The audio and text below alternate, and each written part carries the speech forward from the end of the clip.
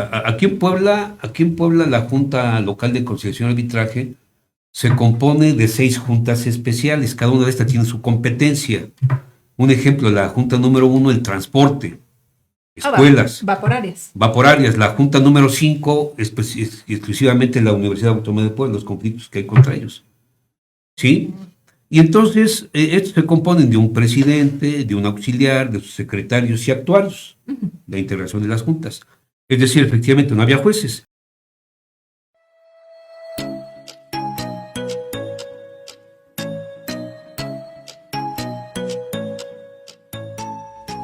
Bienvenidos a su programa de Conexión en Línea, Unión Campesina. La situación, y me ocupa referente, como decía Linda, el tema sobre materia laboral y específicamente la conciliación, es decir, la conciliación en materia laboral.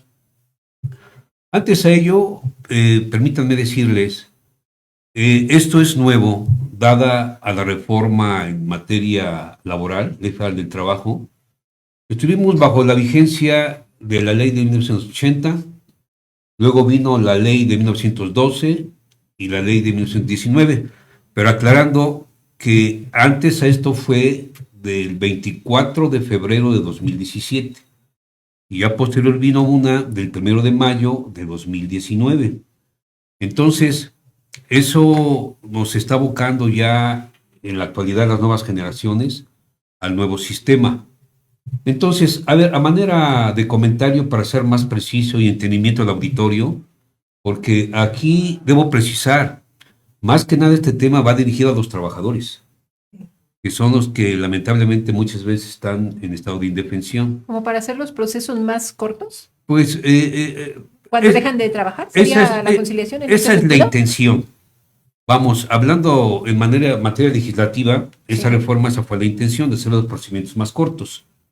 Bien, y la ley, la jurisprudencia que emite la Corte, inclusive, hace referencia a que quien tiene los mejores medios de defensa, pues es un patrón, ¿sí? La parte patronal. Porque tiene acceso a abogados, a recursos. Pues efectivamente, ¿por qué no decirlo? Abogados de renombre, no vamos a minimizar ni a herir sensibilidades, y específicamente recursos. Mientras que un trabajador está supeditado o a conseguirse un abogado particular si lo desea, o bien acudir a los llamados procuradores auxiliares, coloquialmente decimos defensores de oficio. Bueno, entonces, la precisión estriba en lo siguiente. Aún las juntas de conciliación y arbitraje siguen actuando o trabajando, y esto específicamente en el rezago. Y la fecha que refiere a ese momento, ahora ya son jueces de lo laboral, pero previamente a esto había una etapa que se llama conciliación, que es a la que específicamente voy a referir. Entonces, dentro de la ley de 1980 y la del 12, las juntas de conciliación están consideradas aún como autoridades administrativas. ¿Por qué razón? ¿Esto qué quiere decir? A eso voy. ¿Por qué razón? Porque dependen del Poder Ejecutivo. ¿Sí? Hay un autor que ya murió, un jurista mexicano, Héctor Fix Zamudio. Muy famoso. Muy famoso, Sí, exacto, de lo mejor que ha habido en México, que decía que las juntas de conciliación actúan con funciones jurisdiccionales, porque acatan la jurisprudencia y tienen sus propias reglas en la ley, pero sin desatender, decía, que emanaban del Poder Ejecutivo. Federal cuando es en la competencia federal y local cuando es competencia de los estados, entidades federativas. Entonces, bajo ese cambio, ahora de la ley de 2019 decía, ahora, aquí también quiero precisar lo siguiente, porque la reforma hace referencia que ya quienes conocerán del procedimiento laboral son jueces laborales, que estos ya dependen del Poder Judicial de la Federación, cuando es materia o competencia federal, y jueces del Poder Judicial del Estado. ¿Y antes eran? Y antes eran juntas de conciliación y arbitraje. Les decían de manera peyorativa juntas de desconciliación y argüendaje. Y algo, sí, lamentablemente Algo sí. así. Sí, Digamos así que los que atendían a la gente no eran jueces, eran... eran, a ver, la ley aún lo establece, ¿verdad? ¿Cómo se integran las juntas? ¿Verdad? Obvio decía, y ahora son jueces y su secretario instructor. Y están, o sea, dentro de la junta, si la gente va a arreglar No, algún asunto... eso esa preciso, parte. eso preciso. Ah.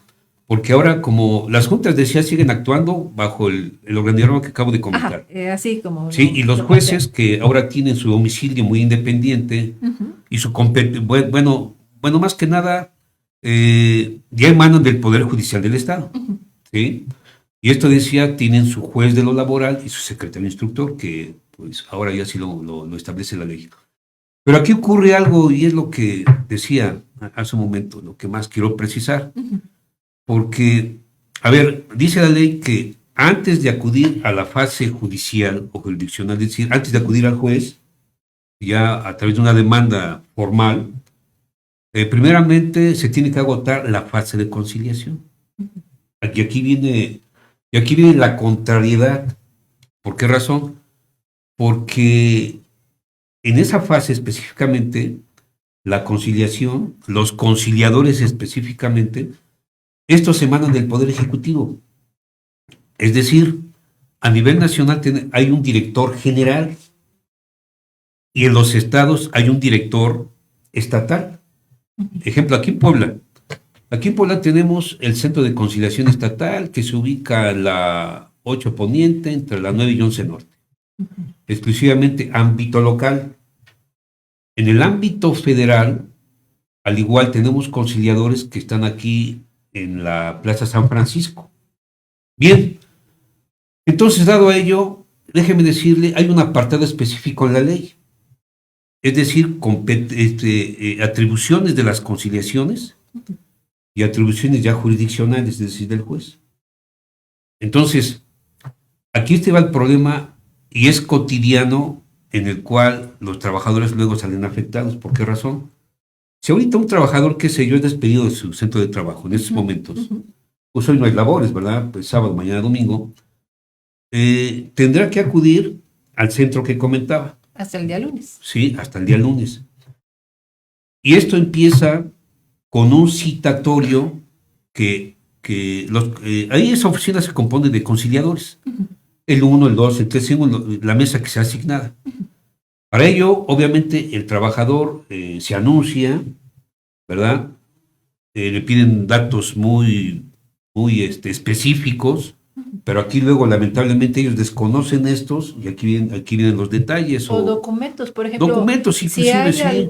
bueno, en muchas empresas firman contratos. Sí. En lo personal, aparte de los que son sindicatos, que son contrato colectivo, etcétera, como persona, hay instancias, hay empresas, firman un contrato.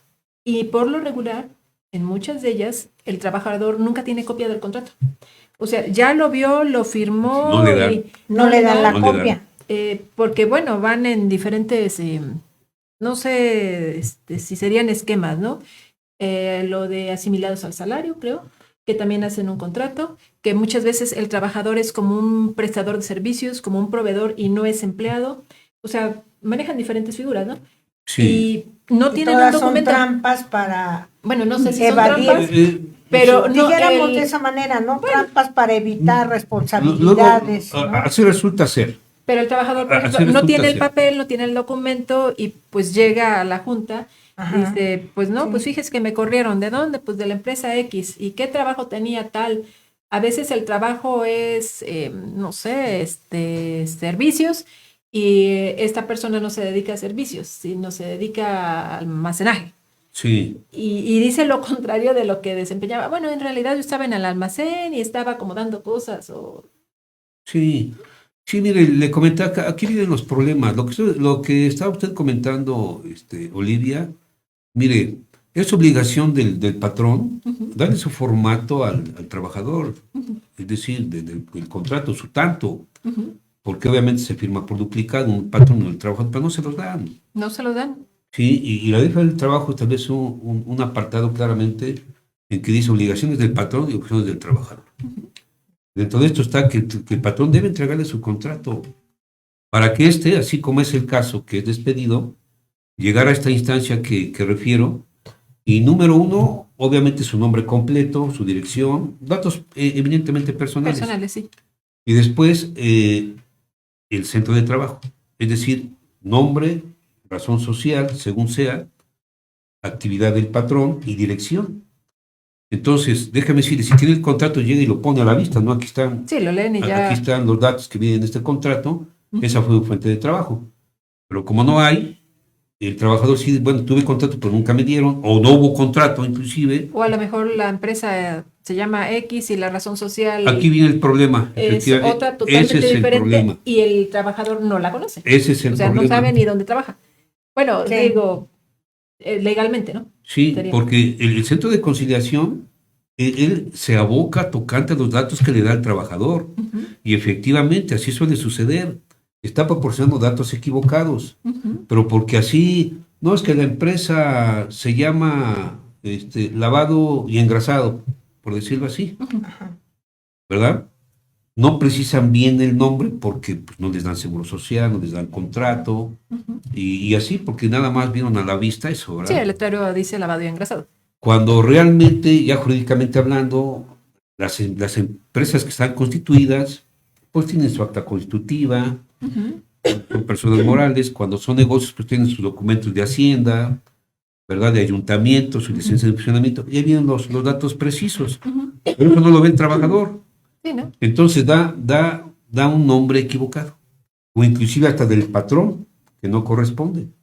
Y aquí, pues obviamente esas autoridades requisitan, y ya sea, aquí dice la ley, hay elección, o lleva al trabajador el citatorio al patrón para la primera cita conciliatoria, o lo lleva un notificador.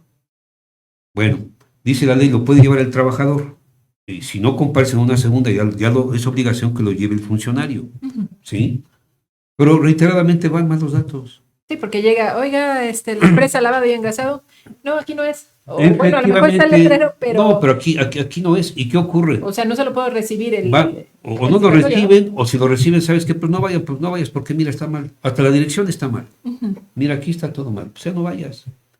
Entonces el trabajador, pues obviamente se presenta a la hora indicada, el conciliador dice no vinieron, bueno, va a un segundo citatorio, ¿verdad? Y ocurre lo mismo por esas deficiencias, y la ley ahora establece que cuando no comparecen, o en tal caso cuando comparecen y no hay ningún arreglo conciliatorio, les extienden su carta de no conciliación. Y esta carta de no conciliación es un documento indispensable porque ya el siguiente paso es demandar a la empresa, ya ante el juez. Y ese debe ir adherido a la demanda. ¿Sí? Aquí está, juez, te comunico, vengo a demandar y aquí va mi documento de no conciliación porque no llegaron, no se presentaron, me dijeron que no tengo derecho a nada y acá está. Entonces, el juez,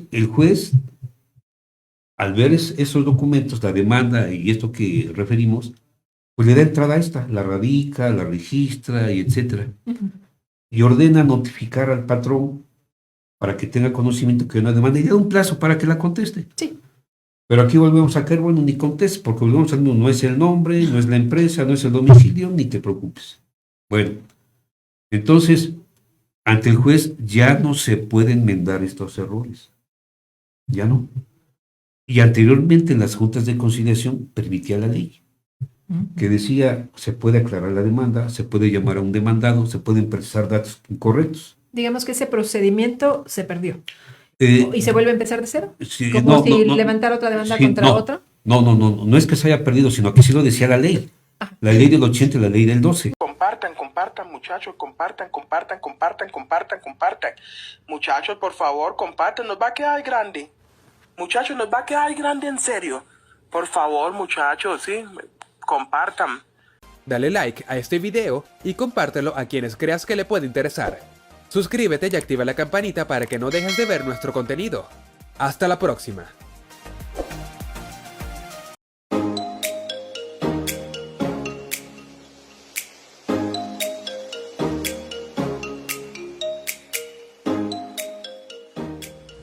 Gracias por escucharnos. No te pierdas la próxima emisión de Conexión en Línea Unión Campesina.